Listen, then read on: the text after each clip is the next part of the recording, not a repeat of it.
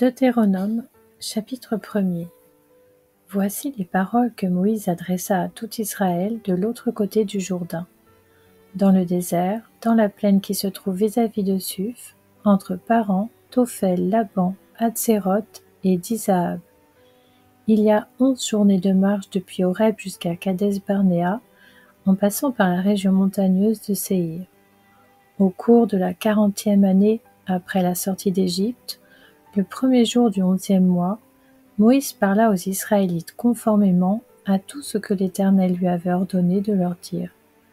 C'était après ses victoires contre Sihon, le roi des Amoréens, qui habitait à Hesbon, et contre Og, le roi du Basan, qui habitait à Hatstaroth et à Édréi. De l'autre côté du Jourdain, dans le pays de Moab, Moïse commença à expliquer cette loi. Il dit : L'Éternel, notre Dieu, nous a dit à Horeb : Vous êtes assez restés sur cette montagne. Tournez-vous et partez. Rendez-vous dans la région montagneuse des Amoréens et chez tous leurs voisins, dans la plaine, sur la montagne, dans la vallée, dans le sud, sur la côte de la mer, dans le pays des Cananéens et au Liban, jusqu'au grand fleuve, jusqu'à l'Euphrate. Voyez, j'ai mis le pays devant vous. Allez-y et prenez possession du pays que l'Éternel a juré de donner à vos ancêtres Abraham, Isaac et Jacob, ainsi qu'à leurs descendants après eux. À cette époque-là, je vous ai dit, je ne peux pas à moi tout seul vous porter. L'Éternel votre Dieu vous a multipliés, et vous êtes aujourd'hui aussi nombreux que les étoiles du ciel. Que l'Éternel, le Dieu de vos ancêtres, vous augmente 1000 fois autant, et vous bénisse comme il vous l'a promis. Comment pourrais-je porter à moi tout seul votre charge, votre fardeau et vos contestations ? Prenez dans vos tribus des hommes sages, intelligents et connus, et je les mettrai à votre tête. Vous m'avez répondu, ce que tu proposes de faire est une bonne chose. J'ai alors pris les chefs de vos tribus, des hommes sages et connus, et je les ai mis à votre tête comme chefs de milliers, de centaines, de cinquantaines et de dizaines, et comme responsables dans vos tribus. À la même époque, j'ai donné l'ordre suivant à vos juges. Écoutez vos frères, et jugez conformément à la justice les différends de chacun, avec son frère ou avec l'étranger. Vous ne ferez pas preuve de partialité dans vos jugements, vous écouterez le petit comme le grand. Vous ne montrerez aucune crainte devant un homme, car c'est Dieu qui rend la justice. Et lorsque vous trouverez une cause trop difficile, vous la porterez devant moi pour que je l'entende. C'est ainsi que je vous ai prescrit à cette époque-là tout ce que vous aviez à faire. Nous sommes partis d'Horeb et nous avons parcouru en entier le grand et affreux désert que vous avez vu. Nous avons pris le chemin de la région montagneuse des Amoréens, comme l'Éternel notre Dieu nous l'avait ordonné, et nous sommes arrivés à Kadès-Barnéa. Je vous ai dit, vous êtes arrivés à la région montagneuse des Amoréens que l'Éternel notre Dieu nous donne. Regarde l'Éternel ton Dieu, mets le pays devant toi. Monte, prends-en possession comme te l'a dit l'Éternel, le Dieu de tes ancêtres. N'aie pas peur, ne te laisse pas effrayer. Vous vous êtes tous approchés de moi et vous avez dit, envoyons des hommes devant nous pour explorer le pays et pour nous faire un rapport sur le chemin par lequel nous y monterons et sur les villes où nous arriverons. Cet avis m'a paru bon, et j'ai pris 12 hommes parmi vous, un par tribu. Ils sont partis, ont traversé la montagne et sont arrivés jusqu'à la vallée d'Eshcol, qu'ils ont explorée. Ils ont pris dans leurs mains des produits du pays et nous les ont présentés. Ils nous ont fait un rapport et ont dit : c'est un bon pays que l'Éternel, notre Dieu, nous donne. Mais vous n'avez pas voulu y monter et vous êtes révoltés contre l'ordre de l'Éternel, votre Dieu. Vous avez murmuré dans vos tentes et vous avez dit : c'est parce que l'Éternel nous déteste qui nous a fait sortir d'Égypte. Il voulait nous livrer entre les mains des Amoréens et nous détruire. Où pourrions-nous monter ? Nos frères nous ont fait perdre courage en disant : c'est un peuple plus grand et de plus haute taille que nous. Ce sont des villes grandes et fortifiées jusqu'au ciel. Nous y avons même vu des descendants d'Anak. Je vous ai dit, ne tremblez pas et n'ayez pas peur d'eux. L'Éternel, votre Dieu qui marche devant vous, combattra lui-même pour vous, conformément à tout ce qu'il a fait pour vous sous vos yeux en Égypte, puis dans le désert. Tu as vu que l'Éternel ton Dieu t'a porté comme un homme porte son fils, pendant tout le parcours que vous avez effectué jusqu'à votre arrivée ici. Malgré cela, vous n'avez pas eu confiance en l'Éternel votre Dieu, qui marchait devant vous sur la route pour vous chercher un lieu de campement, la nuit dans un feu, afin de vous montrer le chemin où vous deviez marcher, et le jour dans une nuée. L'Éternel a entendu vos paroles, il s'est irrité et a juré. Aucun des hommes de cette génération méchante ne verra le bon pays que j'ai juré de donner à vos ancêtres. Excepté Caleb, fils de Jéphuné, il le verra lui, et parce qu'il a pleinement suivi la voie de l'Éternel, je lui donnerai, ainsi qu'à ses enfants, le pays sur lequel il a marché. L'Éternel s'est aussi irrité contre moi, à cause de vous, et il a dit, toi non plus, tu n'y entreras pas. C'est Josué, fils de Nun, ton serviteur, qui y entrera. Fortifie-le, car c'est lui qui mettra Israël en possession de ce pays. Ce sont vos petits-enfants, eux dont vous avez dit qu'ils deviendraient une proie, vos fils, qui ne connaissent aujourd'hui ni le bien ni le mal. Ce sont eux qui y entreront, c'est à eux que je le donnerai, et ce sont eux qui le posséderont. Mais vous, tournez-vous, et partez pour le désert, dans la direction de la mer des roseaux. Vous m'avez répondu, nous avons péché contre l'Éternel. Nous monterons et nous combattrons, comme l'Éternel notre Dieu nous l'a ordonné. Vous avez mis chacun vos armes à la ceinture, et vous avez formé le projet téméraire de monter sur la montagne.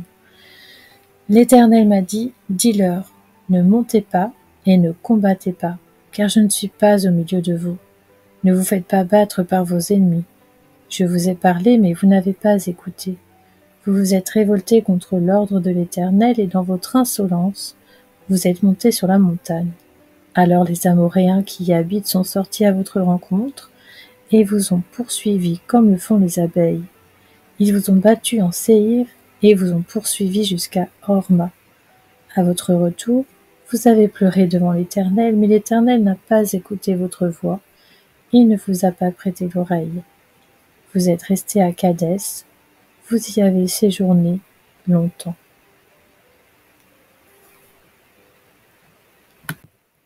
Deutéronome, chapitre 2. Nous nous sommes tournés et sommes partis pour le désert en empruntant le chemin de la mer des roseaux, comme l'Éternel me l'avait ordonné. Nous avons tourné longtemps autour de la région montagneuse de Séhir. L'Éternel m'a dit, vous avez assez longtemps tourné autour de cette région montagneuse. Tournez-vous vers le nord, donne cet ordre au peuple. Vous allez traverser le territoire de vos frères, les descendants d'Ésaü qui habitent en Séhir. Ils auront peur de vous, mais tenez-vous bien sur vos gardes. Ne les attaquez pas, car je ne vous donnerai dans leur pays pas même de quoi poser la plante du pied. En effet, c'est à Ésaü que j'ai donné la région montagneuse de Séhir en propriété. Vous leur achèterez à prix d'argent la nourriture que vous mangerez, et même l'eau que vous boirez. En effet, l'Éternel ton Dieu t'a béni dans tout le travail de tes mains, il était attentif à ton parcours dans ce grand désert. Voilà 40 ans que l'Éternel ton Dieu est avec toi, tu n'as manqué de rien. Nous sommes passés à distance de nos frères les descendants d'Ésaü qui habitent en Séhir et à distance du chemin de la plaine, d'Élat et d'Etchon-Guéber. Puis nous nous sommes tournés vers le nord et nous avons pris la direction du désert de Moab. L'Éternel m'a dit, n'attaque pas Moab et ne t'engage pas dans un combat contre lui, car je ne te donnerai rien à posséder dans son pays. C'est aux descendants de Lot que j'ai donné Ar en propriété. Les Émim y habitaient auparavant. C'était un peuple grand, nombreux et de haute taille, comme les Anakim. Ils passaient aussi pour être des Réphaïm, de même que les Anakim. Mais les Moabites les appelaient Émim. Séhir était habité autrefois par les Horiens. Les descendants d'Ésaü les avaient chassés et détruits devant eux, et ils s'étaient installés à leur place, comme l'a fait Israël, dans le pays qu'il possède parce que l'Éternel le lui a donné. Maintenant, levez-vous et passez le torrent de Zéred. Nous avons passé le torrent de Zéred. Notre parcours de Kadès-Barnéa jusqu'au passage du torrent de Zéred a duré 38 ans, jusqu'à ce que toute la génération des hommes de guerre ait disparu du camp, comme l'Éternel le leur avait juré. L'Éternel a lui-même porté la main contre eux pour les éliminer du camp jusqu'à leur complète disparition. Une fois que la mort a fait disparaître tous les hommes de guerre du milieu du peuple, l'Éternel m'a dit : « Tu vas aujourd'hui traverser le territoire de Moab en passant à Ar, et tu t'approcheras des Ammonites. Ne les attaque pas et ne t'engage pas dans un combat contre eux, car je ne te donnerai rien à posséder dans le pays des Ammonites, c'est aux descendants de Lot que je l'ai donné en propriété. » Ce pays passait aussi pour être un pays de Réphaïm. Les Réphaïm y habitaient auparavant, et les Ammonites les appelaient Zamsumim. C'était un peuple grand, nombreux et de haute taille, comme les Anakim. L'Éternel les avait détruits devant les Ammonites qui les avaient chassés et s'étaient installés à leur place. C'est de la même manière que l'Éternel avait agi pour des descendants d'Ésaü qui habitent en Séhir quand il avait détruit les Horiens devant eux. Il les avait chassés et s'étaient installés à leur place jusqu'à aujourd'hui. Les Aviens qui habitaient dans les villages jusqu'à Gaza avaient été détruits par les Caphtorim, venus de Caphtor qui s'étaient installés à leur place. Levez-vous, partez et passez le torrent de l'Arnon. Regarde, je livre entre tes mains l'Amoréen, Sion, roi de Hesbon et son pays. Commence la conquête, fais-lui la guerre. Je vais répandre dès aujourd'hui la frayeur et la peur vis-à-vis de toi sur tous les peuples qui sont sous le ciel. À la seule mention de ton nom, ils trembleront et seront saisis d'angoisse à cause de toi. Du désert de Kedémoth, j'ai envoyé des messagers porteurs de paroles de paix à Sion, le roi de Hesbon. Je lui ai fait dire : « Laisse-moi passer par ton pays. Je suivrai la grande route, sans m'en écarter, ni à droite, ni à gauche. Tu m'en vendras à prix d'argent la nourriture que je mangerai, et tu me donneras à prix d'argent l'eau que je boirai. Je ne ferai que passer. » C'est ce que m'ont permis de faire les descendants d'Ésaü, qui habitent en Séhir, et les Moabites qui demeurent à Ar. Permets-le aussi, jusqu'à ce que j'aie passé le Jourdain, pour entrer dans le pays que l'Éternel notre Dieu nous donne. Mais Sion, roi de Hesbon, n'a pas voulu nous laisser passer chez lui. En effet, l'Éternel ton Dieu a rendu son esprit inflexible et a endurci son cœur afin de le livrer entre tes mains, comme tu le vois aujourd'hui. L'Éternel m'a dit : « Regarde, je te livre dès maintenant Sion et son pays. » Sion est sorti à notre rencontre avec tout son peuple pour nous combattre à Jahatz. L'Éternel notre Dieu nous l'a livré, et nous l'avons battu, lui, ses fils et tout son peuple. Nous avons alors pris toutes ces villes, et nous les avons vouées à la destruction, hommes, femmes et petits-enfants, sans laisser un seul survivant. Seulement, nous avons pillé pour nous le bétail et le butin des villes que nous avions prises.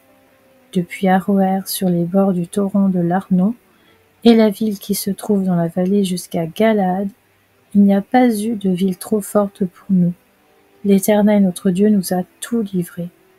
Mais tu ne t'es pas approché du pays des Ammonites, de tous les bords du torrent de Jabbok, des villes de la montagne, de tous les endroits que l'Éternel notre Dieu t'avait défendu d'attaquer.